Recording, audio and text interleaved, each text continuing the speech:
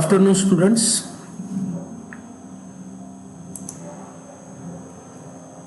आवाज येतोय? हो सर. तर आपण असं समजू की सर्वजण जॉईन झाले. सर्वांना माहीत आहे की जॉईन प्रेझेंटेशनच्या अगोदरच व्हायचं आहे. असं आपण अजून आपल्या प्रेझेंटेशनला सुरुवात करूया. ओके. तर आज आपल्याला ऑटोकॅडचं चौथं लेक्चर घ्यायचं आहे. ठीक आहे. आणि मी तुम्हाला सांगितलं होतं की हे आपल्याला होमवर्कमध्ये हे सर्व करायचे आहेत. केले का तुम्ही? काही ट्राय केला का? कारण की कोणी काही पाठवलं नाही मला. तर मग तुम्ही इंटरेस्टेड नाही असं समजून मीच मग आता समोरचा पोर्शन चालू करून देतो. ठीक आहे. किंवा विद्यार्थ्याला हे समजलं, एक तर विद्यार्थी खूप हुशार आहे, त्याच्यामुळे त्यांनी काही ट्राय नाही केला किंवा त्यांना काही समस्या आहेत असं समजून आपण हे बाकीचे एक्झरसाइज लवकरात लवकर कंप्लीट करून टाकू आणि मग समोरचा टॉपिक घेऊ. ठीक. पण तुम्ही ट्राय जर केलं तर फार बरं झालं असतं. म्हणजे व्हॉट्सअपवर तुम्ही पाठवलं असतं तर मी चेक वगैरे करता आलं असतं मला. पण काही कोणाचं आलं नाही आहे त्याच्यावर. तर असं समजू की बा हे सर्व तुम्हाला एकदम व्यवस्थित समजलेलं आहे. ठीक आहे. तर पहा, आपण काल @ बद्दल डिस्कस केलं होतं की @ चिन्ह जे आहे ते काय डिनोट करते. @ चिन्ह डिनोट करते with reference to previous point. Actual मध्ये त्याचा अर्थ काय होतो? With reference to previous point. इथे मी थोडा कमी लिहिलंय, with reference to previous point. आपण त्याला फ्रॉम म्हणून पण कन्सिडर करू शकतो. From previous point. म्हणजे B is from A, C is from B, D is from C, A is from D. अशा पद्धतीने जर आपण विचार केला किंवा आपण अशा पद्धतीने लिहिलं, बी हा ए पासून आहे, सी हा बी पासून आहे, डी हा सी पासून आहे, ए हा डी पासून आहे, तरी आपल्याला ते इझिली येऊ शकते. अशा पद्धतीने आपण ते लक्षात ठेवायचं, जेणेकरून आपल्याला ते लवकरात लवकर आत्मसात करता आलं पाहिजे. म्हणजे आपला कंट्रोल त्याच्यावर सुटला नाही पाहिजे. हे त्याच्या मागचं खरं कारण आहे की आपल्याला त्याच्यावर कंट्रोल आला पाहिजे. म्हणजे आपल्याला इथं हार नाही मानायची आहे, तर आपल्याला इथं जिंकायचं आहे. कसंही करून ऑटोकॅड काही ना काही, म्हणजे 100% नाही तर कमीत कमी 5-10% तरी शिकता आलं पाहिजे. फुल नाही तर फुलाची पाकळी असं आपल्याला त्याचं उद्दिष्ट ठेवावं लागेल. म्हणजे तुम्ही जर 0% उद्दिष्ट ठेवलं तर खरोखरच 0 येईल तुम्हाला. फक्त एकच नाव माहिती होईल की ऑटोकॅड, बस एवढंच तुमच्या लक्षात राहील. त्याच्यानंतर त्याच्यात काहीही तुम्हाला येणार नाही. तर आपण कमीत कमी 100% उद्देश ठेवू. म्हणजे 90% जर नाही आलं आपल्याला तर 10% आत्मसात करता आलं पाहिजे. ओके. तर समजा आता ही फिगर काढायची आहे. हा माझा समजा पॉइंट आहे. याला एखादं नाव देऊ आपण. से हा पॉइंट आपण ए वगैरे आपण असं नाव देऊ शकतो याला. से मी याला ए नाव देतो. ठीक आहे. आता तुम्ही सांगा की ए पासून बी चे कॉर्डिनेट्स काय राहतील. ए ला तुम्ही 0-0 कन्सिडर करा आणि बी चे कॉर्डिनेट्स सांगा बघा. ए पासून बी चे कॉर्डिनेट्स काय राहतील? ए टू बी अंतर किती आहे हे सांगू शकता? ए पासून 0, 10. 10. Okay okay. मग आता तुम्हाला बी चे कॉर्डिनेट सांगायचे आहेत. ए जर आपण 0-0 असं गृहीत धरलं, अझ्युम केला, if we are assuming that a is 0-0, what will be the coordinates of b? b चे coordinates काय राहतील?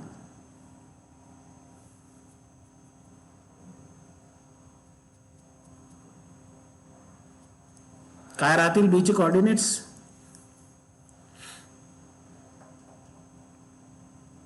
कार्टेशियन कोऑर्डिनेट सिस्टीम अप्लाय करायची. आपण कोणत्या डायरेक्शनला चाललो? एक्स डायरेक्शनला, पॉझिटिव्ह एक्स डायरेक्शनला चाललो आहे.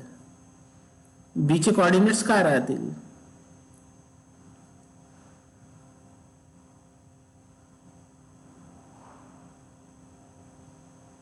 जमते का काही इथे का?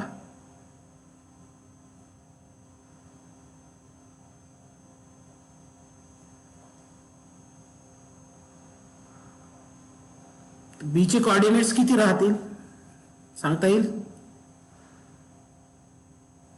बरं ठीक आहे. बी टू सी अंतर किती असेल हे सांगू शकता? 10. 10. ओके, इथे डी पॉइंट घेतो. आता मला सांगा सी टू डी अंतर हे किती असेल? 3. 3. ओके, आता इथे आपण ई घेतलं तर ई डी टू ई अंतर किती असेल? 7.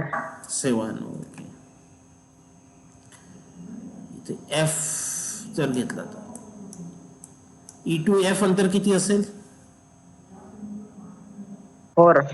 4. ओके, पुन्हा हे 7 असेल, हे 3 असेल. अशा पद्धतीने आपण अंतर काढतो. आता इथं जर आपण समजा आणखी इथे 10 लिहिला तर इथं काय होईल? हे चुकीचं होईल, कारण की हे रिडंडंट डायमेन्शन म्हणून कन्सिडर होईल.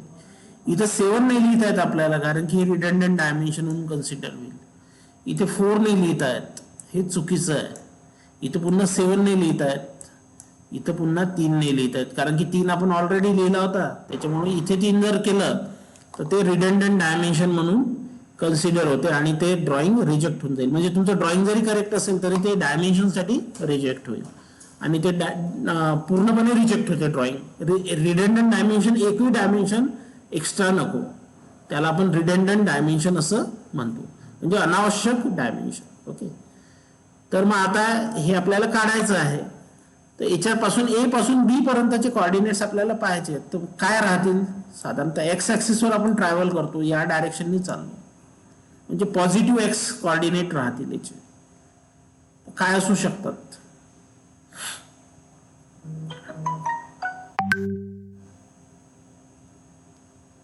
काही अंदाज बांधता येते?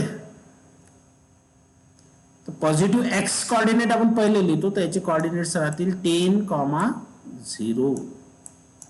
याचे कॉर्डिनेट्स राहतील 10,0. ठीक आहे. ए पासून बी चे कॉर्डिनेट्स, ए ला तुम्हाला 0, 0 ऍझ्युम करायचं आहे. 0, 0.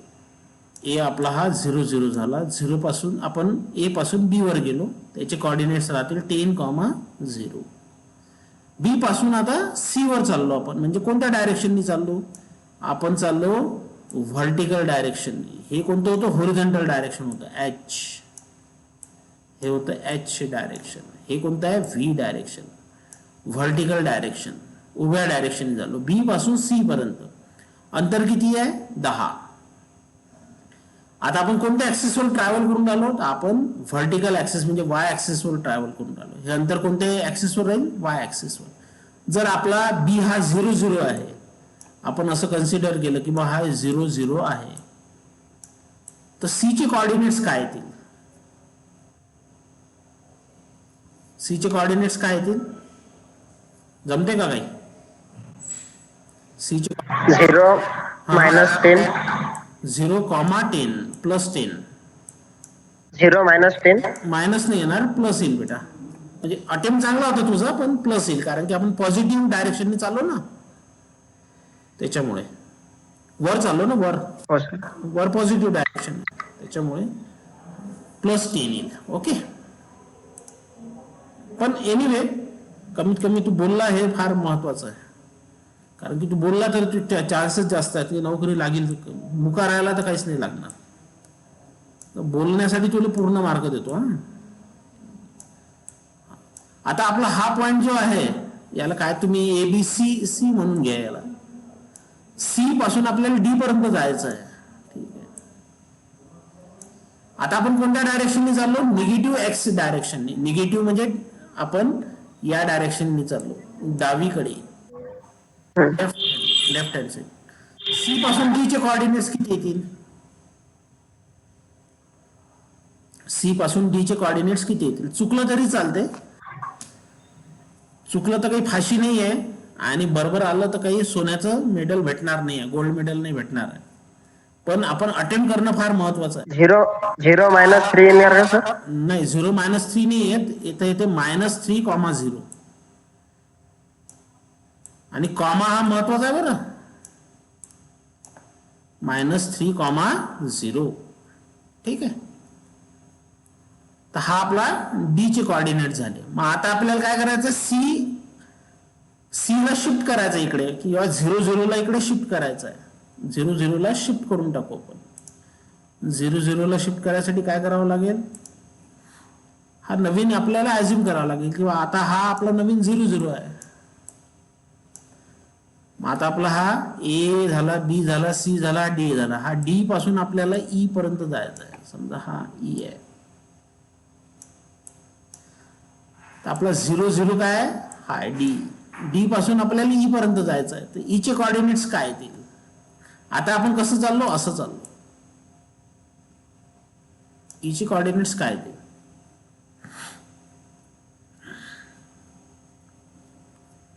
सांगा, थोडं डोक्यावर जोर दे. या 7,0 येणार का सर? 7,0 नाही येणार, इकडे असतील पुरकर सर, या साईडला. 7,0 नाही येणार, ते येतील माझ्या मते 0,-7 येतील बा. एक्स 0 आहे आणि वाय निगेटिव्ह आहे की नाही तुमच्या हिशोबानं.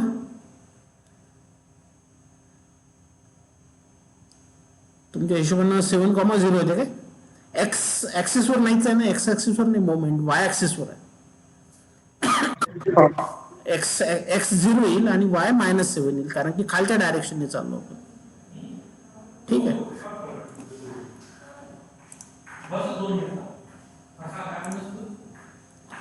आता आपला नवीन जो पॉइंट आहे तो हा आहे 0,0. 0,0 आहे. आपण या डायरेक्शनने चाललेलो आहे, या डायरेक्शनने चाललो, तर याचे कॉर्डिनेट्स काय येतील. आता हे अंतर सांगू शकता का, इथून एवढं अंतर किती आहे. 4 आहे सर.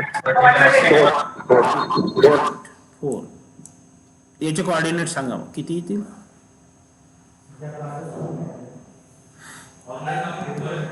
का रे, तुम्हाला तर पहिल्याच दिवशी येऊन नाही राहिलं, स्टार्ट झाल्याबरोबरच येऊन नाही राहिलं, मुश्किल आहे. सर थोडं तिकडे जाऊन डिस्कस करा, रेकॉर्ड होते आवाज.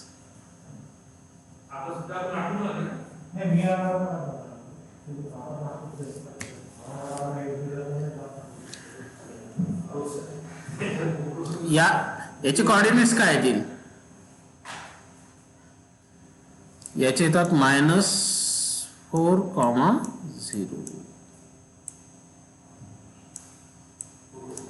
-4,0 असे येतात. आपण कोणत्या डायरेक्शनने चाललो, निगेटिव्ह एक्स डायरेक्शनने चाललो, -4,0.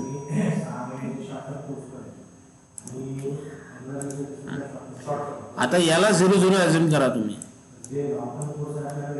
आणि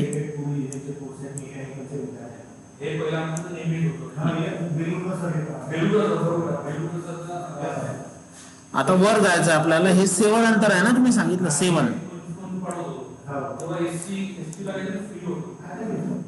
आता सांगा किती येतील, काय कॉर्डिनेट्स येतील. 0,7. 0,7 बरोबर आहे उत्तर. Very good. 0,7 शाबास. 0,7 उत्तर एकदम चांगलं आहे. काय नाव आहे तुझं बेटा. सर प्रणव बोबडे. अच्छा. समोर जाता विचार करून ठेव बाबा.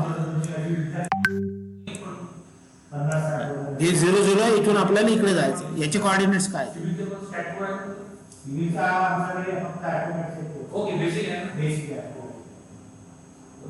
-3,0 -3,0 बरोबर आहे उत्तर, बरोबर आहे. Very good. -3,0 perfect. Very good. Very good. चल, एकाले तर आलं. मला कसं 2 पोळ्या आज जास्त जातील, जरा खुश होऊन जाईल मी. चला, हा 0,0 इथून आता खाली जायचं आपलं. सांग.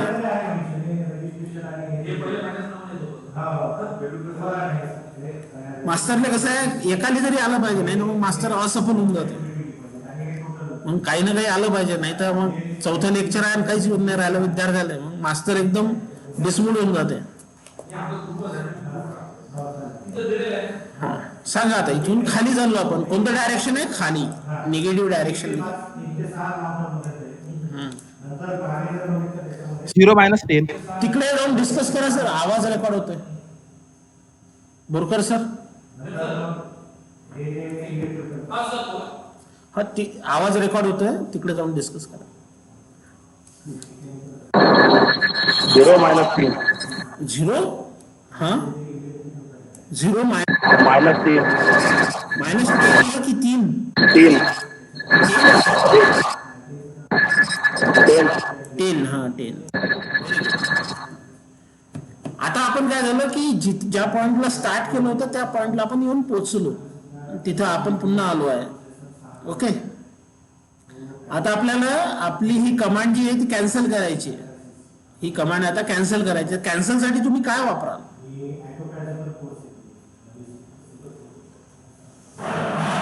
कॅन्सल साठी काय कोणती कमांड वापराल? कॅन्सल करायचं आपल्याला काय वापरू शकता तुम्ही? कमांड कॅन्सल साठी काय वापराल?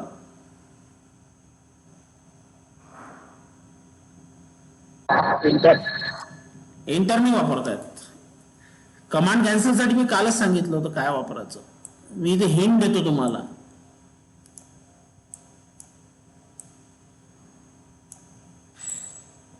ओळखा हे काय आहे, कोणती की आहे?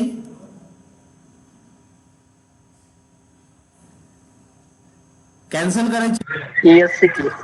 एस्केप की. एस्केप याला काय म्हणतात? एस्केप. ESC म्हणजे एस्केप. एस्केप होते त्याचा अर्थ.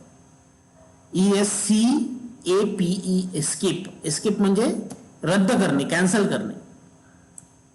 याने काय होते? कॅन्सल होते. म्हणजे इथं आल्यावर तुम्हाला काय करावं लागेल? कॅन्सल करावं लागेल. ठीक आहे, अशा पद्धतीने आपल्याला हे काढायचं आहे. एल कमांड द्या पहिले, सर्वात पहिला पॉइंट घ्या, शिफ्ट दाबा, @10,0 द्या, एक छोटी लाईन येईल. मग @0,10 द्या, म्हणजे व्हर्टिकल लाईन येईल. @-3,0 द्या, त्याच्यानंतर मग 0,-7 द्या. खाली जाल तुम्ही, मग @-4, द्यावं लागेल तुम्हाला -4,0.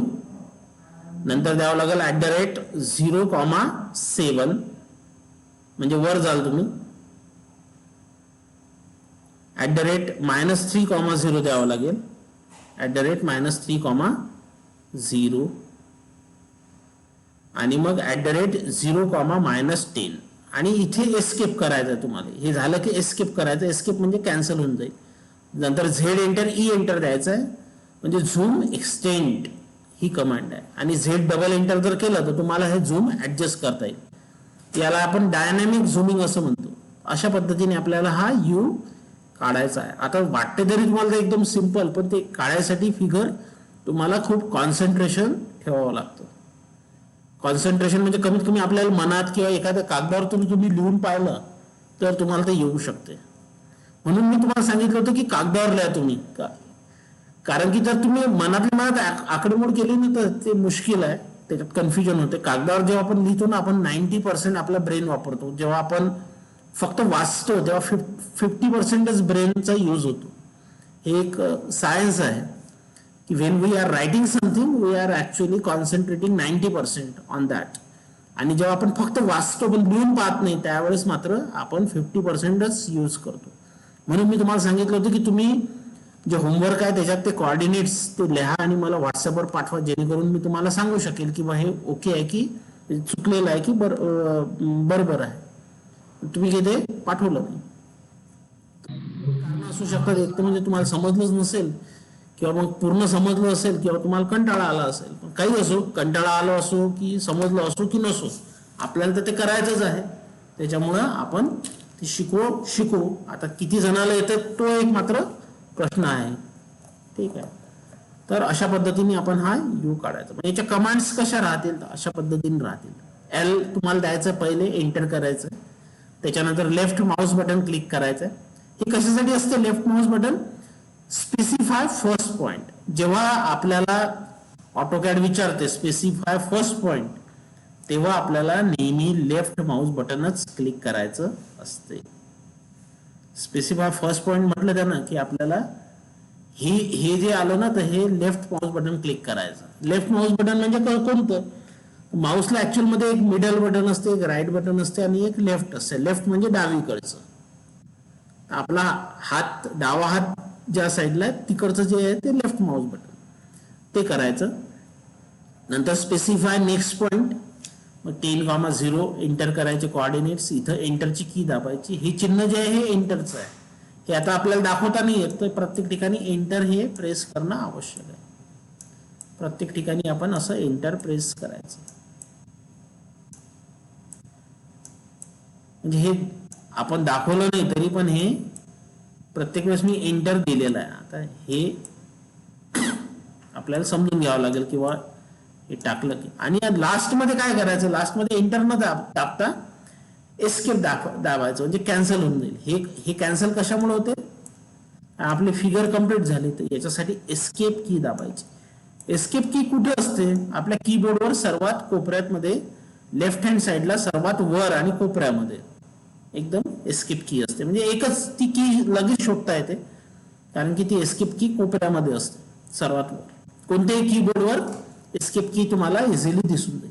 अर्थात कीबोर्डवर की दिसायसाठी मोठा प्रॉब्लेम होतो जो पहिल्यांदा कॉम्प्युटर यूज करतात, कारण की कमीत कमी कॉम्प्युटरवर 101 कीज, 110 कीज, 115 कीज असतात.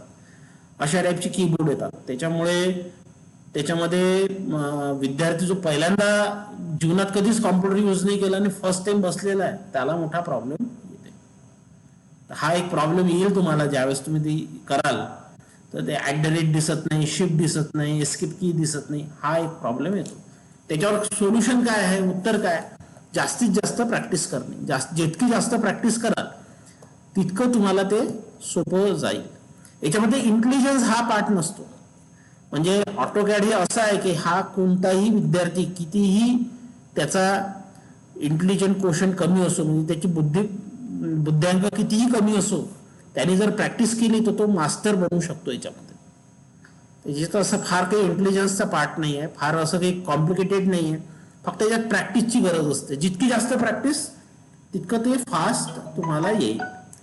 त्याच्यानंतर आपण झूम कमांड देऊ. झूम कमांडसाठी झेड हे शॉर्टकट आहे. हे झूम कमांड आहे.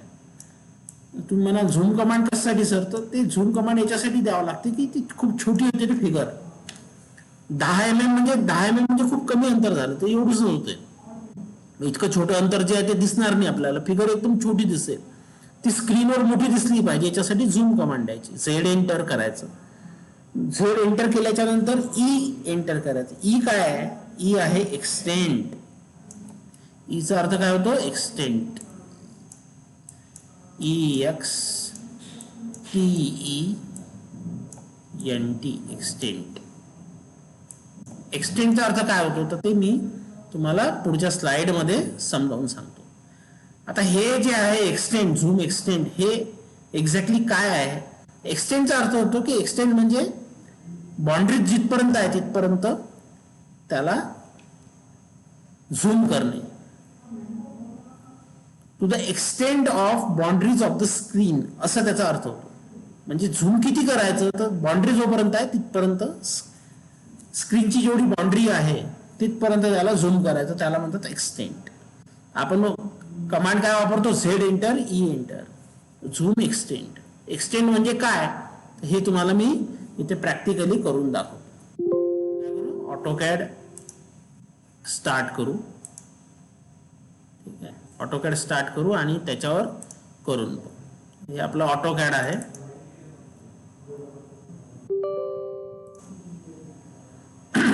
ऑटोकॅडवर डबल क्लिक करा किंवा राईट बटन क्लिक करून ओपन करा. दोन्ही याच्यामध्ये ऑटोकॅड स्टार्ट. इथे तुम्हाला ओपन ड्रॉइंग, क्रिएट ड्रॉइंग आणि सिम्बॉल लायब्ररी असं दिसेल. याच्यात क्रिएट ड्रॉइंग मध्ये जायचं. क्रिएट ड्रॉइंग मध्ये तुम्हाला दोन ऑप्शन दिसतील. एक आहे इंग्लिश फीट इंचेस, हे ऑप्शन दिसेल. आपल्याला ते इंग्लिश फीट इंचेस हे ऑप्शन घ्यायचं नाहीये, कारण की ते सिव्हिल वाल्याचं आहे. आपण आहे मेकॅनिकल इंजिनियर. मेकॅनिकल इंजिनियरसाठी आहे मेट्रिक. हे ऑप्शन तुम्ही सिलेक्ट केलं, इथं 100 टाकलं की 100 mm येईल, 500 टाकलं की 500 mm येईल, 5 टाकलं की 5 mm येईल, 1 टाकलं की 1 mm येईल. त्याच्यामुळं कधीही विचार करायचा नाही की हे MM आहे की CM आहे की किलोमीटर आहे की फूट इंचेस आहे. मेट्रिक घेतलं म्हणजे ते मिलीमीटर्स मध्येच असते, ते MM मध्येच राहील. All dimensions in MM. मी जेव्हा 500 म्हणेल तेव्हा 500 mm आहे, 200 म्हणेल तेव्हा 200 mm आहे. त्याच्यावर विचार करायचा नाही, कारण की विचार करण्यासाठी अनेक गोष्टी आहेत, त्याच्यावर आपण विचार करू शकतो.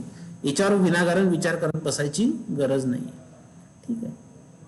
तर आता आपल्याला काय करायचं, झूम कमांडचं एक्सटेंड ऑप्शन पाहायचं. आता ही स्क्रीन दिसते तुम्हाला, याच्यात याला जे आहेत ना, ह्या बाउंड्रीला आपण काय म्हणतो, हॉरिझॉन्टल बाउंड्रीज, आणि याला व्हर्टिकल बाउंड्री म्हणतो. उभी जी आहे ती व्हर्टिकल बाउंड्री आणि आडवी जी आहे ती हॉरिझॉन्टल बाउंड्री असं म्हणतो. आडवी जी असते ती हॉरिझॉन्टल, उभी जी असते ती व्हर्टिकल. ही व्हर्टिकल बाउंड्री आहे, इकडे आणि इकडे ही व्हर्टिकल बाउंड्री आहे, ही हॉरिझॉन्टल बाउंड्री आहे. ठीक आहे. आता मला हे सांगा, व्हर्टिकल बाउंड्री मधलं अंतर जास्त आहे की हॉरिझॉन्टल बाउंड्री मधलं अंतर जास्त आहे? तुम्ही जर झोपले नसाल तर नक्की सांगू शकता. फक्त तुम्हाला प्रॉब्लेम हॉरिझॉन्टल. व्हर्टिकल आणि हॉरिझॉन्टल. आता हॉरिझॉन्टल म्हणजे आडवं आणि व्हर्टिकल म्हणजे उभं. मला हे सांगा, व्हर्टिकल बाउंड्रीज मधलं अंतर जास्त आहे की हॉरिझॉन्टल बाउंड्रीज मधलं अंतर जास्त आहे? हॉरिझॉन्टल. हॉरिझॉन्टल बाउंड्रीज मधलं अंतर जास्त आहे असं तुमचं म्हणणं आहे. हॉरिझॉन्टल बाउंड्रीज मधलं अंतर म्हणजे हे अंतर झालं. हे जास्त आहे की हे जास्त आहे? व्हर्टिकल जास्त आहे सर. व्हर्टिकल मधलं अंतर जास्त आहे. पहा बरं, म्हणजे तुम्हाला इच्छेतही समजत नाही की व्हर्टिकल मधलं जास्त आहे की हॉरिझॉन्टल मधलं जास्त आहे. आता तुमच्या याच्यात स्क्रीनवर दिसून राहिलं की काय जास्त आहे, म्हणजे तुम्ही डोळ्यानं सुद्धा ओळखू शकता, पण तेही तुम्हाला व्यवस्थित सांगता येत नाही. असं करू नका. थोडं डोकं, म्हणजे कमीत कमी झोपू नका. 1 घंटा 1 घंटा आणि 45 मिनिटच थोडस जागी राहायचा प्रयत्न करा. झोपला की गेलं कामातून. ठीक आहे. आता इथे आपण एक सर्कल काढलेला. आता जेव्हा आपण याला झूम करतो तर काय होते, व्हर्टिकल बाउंड्रीज आणि हॉरिझॉन्टल बाउंड्री याच्यापैकी जिथपर्यंत आपण पोहोचू. आता मी समजा इथून असं पळायला सुरुवात केली, इकडून इकडे गेलो आणि इकडून असं इकडे गेलो, व्हर्टिकली गेलो किंवा हॉरिझॉन्टली गेलो, तर पहिले मी कुठे पोहोचू शकतो, इकडे पोहोचेल की हॉरिझॉन्टल मध्ये पोहोचेल की व्हर्टिकल मध्ये पोहोचेल?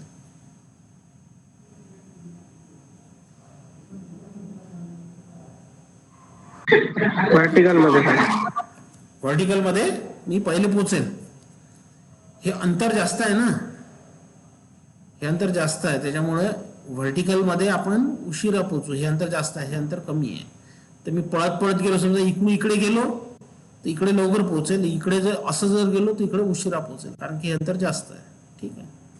तर आपण जेव्हा झेड एंटर ई एंटर देतो ना, तर त्यावेळेस काय होते की जी बाउंड्री पहिले पोहोचेल तिथं ते थांबून जाते. झेड एंटर ई एंटर मध्ये काय होईल, व्हर्टिकल बाउंड्री पहिले पोहोचून जाईल, सॉरी हॉरिझॉन्टल बाउंड्री पहिले पोहोचून जाईल. त्याच्यामुळे काय होईल, हा जो आहे हा रेक्टेंगल आपलं, सॉरी हा सर्कल जो आहे हा एवढा झूम होईल. हा सर्कल जो आहे हा एवढा झूम होईल. आता याचं कारण काय आहे की हा एवढा झूम का झाला? याचं कारण असं आहे की ही बाउंड्री जी आहे हॉरिझॉन्टल बाउंड्री ही पहिले पोहोचल्या गेली. इकडे जागा आहे झूम करायला, पण ही बाउंड्री इथे रीच झाली, ही बाउंड्री संपून गेली, या बाउंड्री पर्यंत पोहोचला तो, त्याच्यामुळे इथं झूम थांबून जाते. झूम एक्सटेंड मध्ये काय होते, तो पाहते की कोणती बाउंड्री लवकर होते, म्हणजे कोणत्या बाउंड्री पर्यंत तो पोहोचते तिथपर्यंत झूमिंग करते, त्याच्यानंतर थांबून जाते. त्याला म्हणतात झूम एक्सटेंड. त्याला म्हणतो आपण झूम एक्सटेंड. पण समजा आपण याच्या ऐवजी रेक्टँगल काढलं असतं, समजा रेक्टँगल कमांडनी, तर काय झालं, स्क्रीन आणि रेक्टँगल हे दोन्ही एकसारखेच आहेत. स्क्रीन पण रेक्टँग्युलर आहे आणि आपलं फिगर पण रेक्टँगल आहे. त्याच्यामुळे आपण झेड एंटर ई एंटर केलं ना तर हा खूप जास्त झूम होतो. अर्थात पण इथं जागा राहिली आहे थोडीशी. याचं कारण असं आहे की ही बाउंड्री जी आहे या बाउंड्री गेला त्याच्यामुळे इकडे झुमिंग जास्त झालं नाही.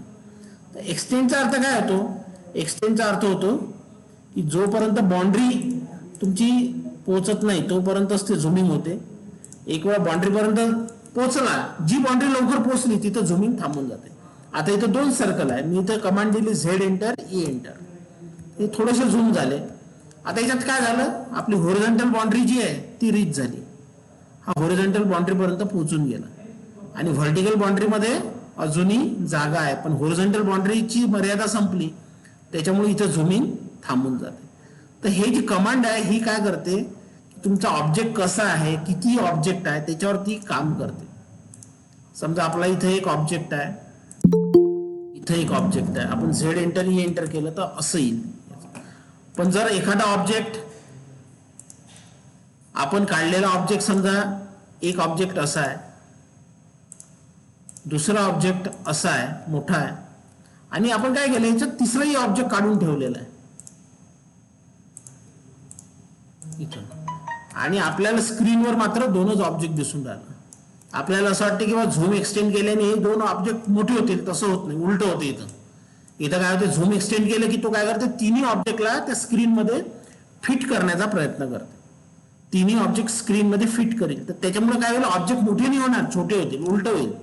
झेड एंटर ई एंटर केलं ना तिथं उलट झालं. इथं काय होते, तो तिन्ही ऑब्जेक्टला स्क्रीन मध्ये फिट करण्याचा प्रयत्न करते. अशा पद्धतीने ही कमांड ऍक्च्युअल मध्ये काम करते. त्याच्यामुळे आपल्याला पहिलं समजलं पाहिजे की बा एक्झॅक्टली काय होणार आहे. आपण झूम केल्याच्या नंतर मोठं होणार आहे की ऑब्जेक्ट मोठा होणार आहे की छोटा होणार आहे. इथं उलट झालं. इथं काय केलं त्यानं, सर्व ऑब्जेक्टला तो बाउंड्रीच्या आतमध्ये फिट करण्याचा प्रयत्न करतो. आता आपण असं समजू की आपण काय केलं, याला खूप असं दूर केलं आणि आणखी एक ऑब्जेक्ट काढला, सर्कल आपलं रेक्टँगल, आणि इथं झूम एक्सटेंड कमांड दिली. इथं काय होईल, आपला ऑब्जेक्ट खूप दूर दूर आहे, तो काय करेल, सर्व ऑब्जेक्टला एकत्र आणण्याचा प्रयत्न करेल आणि या स्क्रीन मध्ये फिट करून टाकेल. आपण टाकलं झेड एंटर ई एंटर, याच्यात काय झालं, ऑब्जेक्ट सर्व स्क्रीन मध्ये फिट करण्याचा प्रयत्न केला त्यांनी आणि छोटे केले ऑब्जेक्ट. तर ऍक्च्युअल मध्ये आपल्याला असं वाटतं की झूम कमांडनी मोठे होतात, असं नाहीये. तुम्ही कशा पद्धतीने कमांड दिली आणि कोणत्या वेळेस दिली, त्या ड्रॉइंग मध्ये किती ऑब्जेक्ट होते त्याच्यावर ते डिपेंड आहे. जर एकच ऑब्जेक्ट असेल तर ही कमांड परफेक्ट काम करते, पण जर मल्टिपल ऑब्जेक्ट असेल तर याचा रिव्हर्स इफेक्ट येतो, म्हणजे ऑब्जेक्ट छोटे होतात. आपल्याला अपेक्षा असते मोठी करायची आणि ऑब्जेक्ट होतो छोटा. ठीक, अशा पद्धतीने आपण ऑब्जेक्टला छोटं मोठं करतो. तुम्ही म्हणाल बा आता याला काय एवढं, याचं काय महत्व आहे, तर याचं खूप महत्व आहे. कारण की आपल्या स्क्रीन ही छोटीशी असते, आपली की ही स्क्रीन जी आहे याच्यापेक्षा मोठी होऊ शकत नाही. त्याच्यामुळे आपल्याला जे काय काढायचं आहे ते एवढ्या स्क्रीनमध्येच काढावं लागतं. त्याच्यामुळे आपल्याला कंटिन्युअसली ऑब्जेक्ट छोटे मोठे झूम इन आणि झूम आउट हे करत राहावं लागतं, आणि ते आपल्याला कमांड शिकणं खूप आवश्यक असते. जर आपण ही कमांड प्रॉपरली शिकलो नाही आणि त्याचा उपयोग जर करता आला नाही तर आपल्याला ड्रॉइंग काढायची स्पीड आपली कमी होऊन जाते. आपल्याला ते कंट्रोलच करता नाही येत. आपल्याला ते लवकर zoom in zoom out zoom in zoom out करावं लागते, कारण की या स्क्रीनमध्ये फार कमी ऑब्जेक्ट जे असतात ते मावू शकतात. तुम्ही किती मोठे ड्रॉइंग काढा, तुम्ही विमानाचं एक ड्रॉइंग जरी काढलं तरी आपल्याला या स्क्रीनवर काढायचं असतं. तुम्ही एक टेबल खुर्ची काढली तरी या स्क्रीनवर काढायचं. तुम्हाला ते झूम इन आणि आउट हे फार महत्वाचं आहे, कारण की ते झूमिंग केल्याशिवाय आपण काहीही करू शकत नाही. आपल्याला लवकर झूम इन झूम आउट करता आलं पाहिजे, आणि त्याच्यासाठी वेगवेगळे ऑप्शन आहेत. त्या ऑप्शन मधले 2-3च ऑप्शन असे आहेत की ते कामाचे आहेत, म्हणजे खूप जास्त वापरले जातात, आणि ते ऑप्शन आपल्याला प्रॉपरली करता आले पाहिजे. म्हणजे नाही तर काय होईल, आपली अपेक्षा असते की मग मोठं झालं पाहिजे ऑब्जेक्ट, आणि तो होते छोटा. तर आता मी जेव्हा झूम एक्सटेंड ही कमांड देतो त्यावेळेस मी काय केलं, मी एकच ऑब्जेक्ट काढला होता, त्याच्यामुळे तो मोठा झाला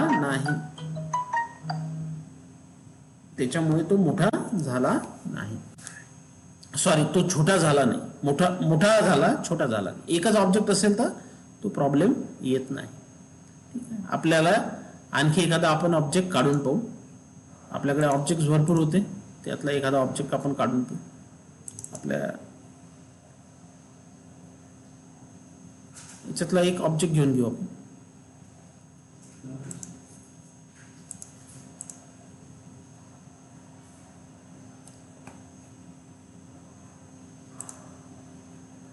आपण हे प्लसचं साईन घेऊ.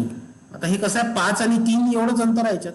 आता हे जे लिहिलेलं आहे ना मी हे एकदम चुकीचं आहे. याच्यात फक्त 2च डायमेन्शन दाखवता येतात 5 आणि 3. हे दारापूर स्टाईलला लिहिलेलं आहे पण हे चुकीचं आहे. याच्यात असे प्रत्येक ठिकाणी 5-5-5-5 असं लिहिता येत नाही. It is wrong. हे प्लस साईन आपण काढायचा प्रयत्न करू. तर डायमेन्शन देताना मात्र 5 आणि 3 हे 2च डायमेन्शन दाखवता येतात तुम्हाला, बाकीचं दाखवता येत नाही. आपण लाईन कमांड घेतली. लाईन कमांड मध्ये आपण पहिला कोऑर्डिनेट देऊ 5,0. ठीक आहे, म्हणजे आपण अशी आडवी लाईन काढली. मग आता आपल्याला खाली जायचं आहे. काय येतील कोऑर्डिनेट सांगू शकता कोणी? झोपले नसाल तर नक्की सांगू शकाल तुम्ही. खाली जायचं आहे. खाली काय येईल कोऑर्डिनेट्स?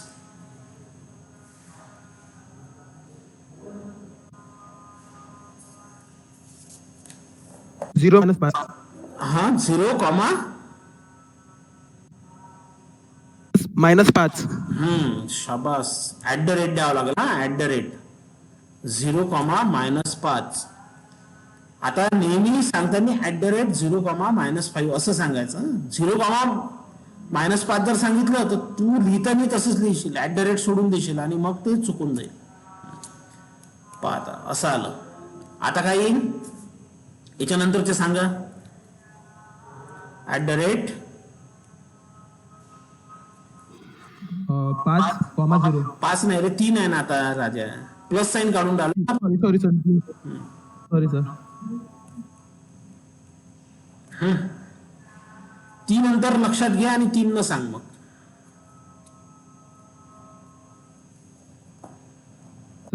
डायग्राम पाहायला मिळेल का सर एक वेळा? डायग्राम प्लस साईन आताच तर पाहिली आपण. प्लस साईन डायग्राम दाखवू का पुन्हा? बरं दाखवू. इतक्या ना पुन्हा सांगा सर. एवढी तर डायग्राम लक्षात राहते राजा. प्लस साईन ना आपण नेहमी पाहतो ना.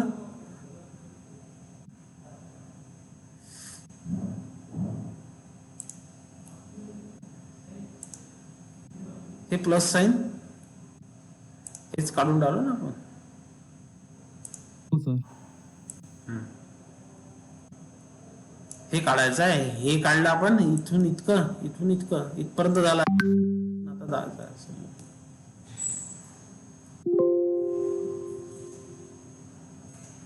हा सांगा. @3, 0 0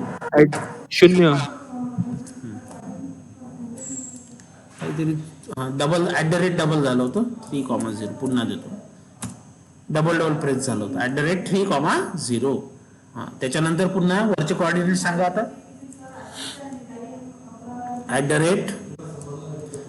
दाखवून द्या कमीत कमी. एवढं तर सांगताच येते आपल्याला. @0, 5 0, 5 @5, 0 @0, 3 @-5,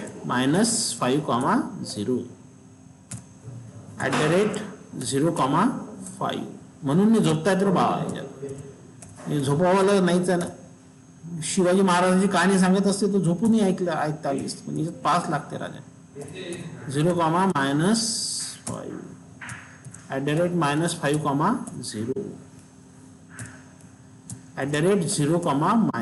3 आणि एस्केप. कॅन्सल करायसाठी काय एस्केप की एस्केप दिलं की कॅन्सल होऊन जाईल. आता झेड एंटर ई एंटर टाकायचं. झेड एंटर ई एंटर टाकलं की तुमचं ही फिगर जी आहे ही मोठी होऊन जाईल. झूम एक्सटेंड याचा अर्थ काय होतो? झेड म्हणजे झूम, ई म्हणजे एक्सटेंड. Zoom extend. आणि झेड जर डबल एंटर केलं तुम्ही, डबल एंटर केलं तर हे काय होतं? मॅग्निफाईंग ग्लास मध्ये कन्वर्ट होते. मॅग्निफाईंग ग्लास म्हणजे काय? भिंग जसं वापरतो ना तसा हा मॅग्निफाईंग ग्लास मध्ये कर्सर तुमचा कन्वर्ट होते. याच्यात प्लस मायनस असं दिसायला लागतं. तर याच्यात काय करायचं आपण, हा मॅग्निफाईंग ग्लासमध्ये जेव्हा आपण झेड डबल एंटर करतो, झेड 2 वेळा एंटर केलं तर मॅग्निफाईंग ग्लास येईल. याला वरून खाली असं ड्रॅग करायचं, असं असं असं केलं म्हणजे हे मॅग्निफिकेशन होते. आम्ही नेहमी सांगतो की बा तुम्ही हात स्टेडी ठेवा आणि फक्त व्हर्टिकल ड्रॅगिंग करा, होरिझॉन्टल ड्रॅगिंग करायचं नसते, असं ड्रॅगिंग करायचं नाही, ही चुकीची पद्धत आहे. खरी पद्धत आहे ही, हात एकदम स्टेडी ठेवायचा, तिरपत आरपत ड्रॅग करायचं नाही, असं नाही करायचं, असंही नाही करायचं, हे चुकीचं आहे. फक्त व्हर्टिकली करायचं एका लाईन मध्ये, आडवं तर बिलकुल नाही करायचं. दिस इज अ व्हेरी रॉंग. फक्त व्हर्टिकल.